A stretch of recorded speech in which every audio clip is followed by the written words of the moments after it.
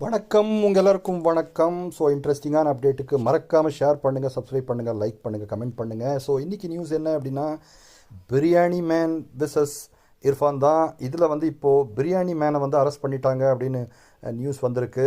அது என்ன ரீசன் அப்படின்னா, பிரியாணி மேன் வந்து ஒரு 3 நாள் முன்னாடி இர்ஃபான் பற்றி ஒரு வீடியோ போட்டிருந்தாரு. அதாவது சட்டம் வந்து எல்லாருக்கும் சமமானது இல்லை, காசு இருந்தால் அவங்க வந்து சட்டத்திலிருந்து எஸ்கேப் ஆகிக்கலான்ற மாதிரி ஒரு 2-3 சம்பவங்கள் சொன்னார்.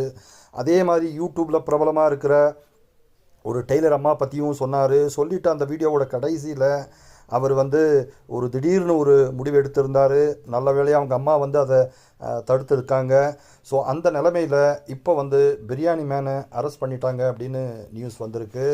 ஸோ இது வந்து நம்ம எந்த கான்ட்ரவர்சிக்கும் போக விரும்பலை.